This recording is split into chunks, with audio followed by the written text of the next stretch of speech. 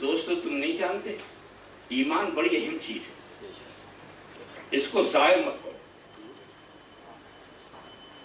ضائع مت کرو۔ قیمتی چیز کو تو سبھی بچاتے ہیں، بتائیے کون سا شخص ہے جو قیمتی چیز کو نہ بچاتا ہو؟ میں دنیا کی قیمتی چیزوں کا نام لوں، ایک صاحب چلے شاپنگ کے ارادے سے باہر نکلے،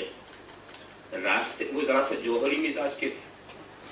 پتھروں کی اچھی شناخت کرتے تھے، راستے میں انہوں نے ایک قیمتی ہیرا دکھ گیا، ہیرا کو دیکھتے ہوئے ارادہ بدل گیا، پہلے دائیں بائیں دیکھتے ہیں کوئی اور تو نہیں دیکھ رہا، لیجیے حفاظت کا عمل شروع ہو گیا، اور اس کے بعد بڑے دھیرے سے ہیرے کو اٹھایا بالکل نچلے جیب میں، جس کے نیچے جیب ممکن ہی نہ ہو، وہاں جا کے رکھ دیا۔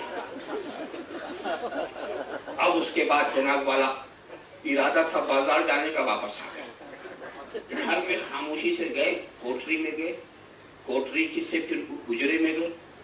حجرے میں جا کر کے انہوں نے تجوری کھولی، اس کا لاکر کھولا، پھر اس میں رکھ کر بند کیا، پھر حجرے کو لاک کیا، باہر آئے تو کوٹری کو لاک کیا، اور باہر آئے تو کمرے کو لاک کیا،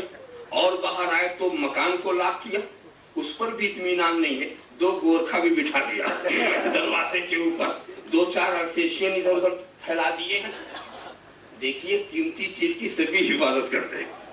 مگر دوستو میں یہ نہیں کہتا کہ ہیرا قیمتی نہیں ہوتا، مگر میں اتنا کہوں گا یہ قیمتی ہیرا تمہارے قبر کے اندھیرے کو اجالا نہیں دے گا، یہ قیمتی ہیرا پل صراط پر تمہارا بازو نہیں تھامے گا، یہ قیمتی ہیرا حوض کوثر پر تمہاری تشنگی نہ بجھائے گا، یہ میزان کے پاس تمہیں سہارا نہ دے گا، یہ جہنم کے اندر سے نکالنے کا ذریعہ نہ بنے گا۔ تو جب اس کی حفاظت کا یہ عالم ہے تو ایمان تو اس سے بڑھ کے چیز ہے، ایمان کا تو معاملہ ہی عجیب ہے، ایمان کا معاملہ عجیب ہے۔ دوستو سارے ساتھی تمہارا ساتھ چھوڑ دیں گے، یہ جن تعلقات کی بنیاد پر تم نے رسول کو چھوڑ رکھا ہے یہ تمہیں چھوڑنے والے ہیں، یقیناً یہ تمہیں چھوڑنے والے ہیں۔ یاد رکھو یہ بیٹا بھی چھوڑ دے گا، یہ باپ بھی چھوڑ دے گا، باپ مرا بیٹا رو رہا ہے، چلا رہا ہے، سینہ پیٹ رہا ہے، میرا باپ مر گیا، میرا باپ مر گیا۔ اب اس بیٹے سے کہو کہ اگر جانے کا اتنا ہی غم ہے تو بھی اتر جا قبر کے اندر، کہ اگر باپ کو تو چھوڑنا ہی نہیں چاہ رہا ہے تو بھی اتر جا، اتر جا۔ رو بھی رہا ہے، رو بھی رہا ہے،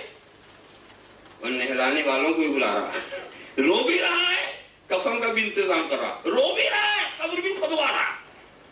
اتنا بھی نہیں سوچتا کہ یہ باپ برسوں اس گھر میں رہا ہے تو 50 سال اور رہنے دے۔ ذرا سا دیکھا کیوں نہیں اتر جاتا ہے؟ کوئی بیٹا جو باپ کے ساتھ قبر میں اتر جائے، اوپر روئے گا اندر نہیں جائے گا، وہ بھی سمجھتا ہے ارے بڈھا چلا گیا جانے دو، جو کما کے چھوڑا کھائے گا کون؟ نہیں، کوئی بیٹا ساتھ جانے کو تیار نہیں، اور نہ کوئی باپ بیٹے کے ساتھ جانے کو تیار نہیں۔ دیکھا آپ نے، وہ ایسی جگہ ہے جہاں کوئی ملنے والا نہیں، وہاں کوئی ملنے والا نہیں، لہذا وہ چیز کتنی قیمتی ہے جو وہاں کے اندھیرے کا اجالا بنے، جو وہاں کی ظلمتوں کے لیے نور کا کام دے۔ یاد رکھو جو کچھ یہاں رہے گا یہی رہ جائے گا، قبر میں جانے والی چیز جو ہے وہ ایمان ہے۔ عمل کی بھی بات کر دو، عمل بھی یہی رہ جائے گا، جتنے عمل قبر میں، نہ نماز ہے نہ روزہ، دارالعمل یہی ہے، تمہارے ساتھ عمل نہیں جائے گا، عمل کا نتیجہ جائے گا، عمل کا ثواب جائے گا، عمل کا ثمرہ جائے گا، عمل تو یہی، مگر ایمان بذات خود ساتھ ہوگا۔ ایمان یہ نہیں کہے گا کہ نتیجہ لے کے چلے جاؤ، ثمرہ لے کے چلے جاؤ، فائدہ لے کے چلے جاؤ، نہیں، بتاتے خود جہاں جہاں تم جاؤ گے ایمان تمہارے ساتھ ہوگا۔ انتہا کی بات بتاؤں، اگر تھوڑا بھی ایمان کسی کے پاس ہے، ایک ذرہ بھی ایمان کسی کے پاس ہے، اور خدا کا عدل یہی حکم جاری کر دے کہ اسے جہنم میں لے جاؤ، تو جہنم میں بھی وہ ایمان جائے گا۔ یہاں تو لوگ قبر ہی میں نہیں جا رہے،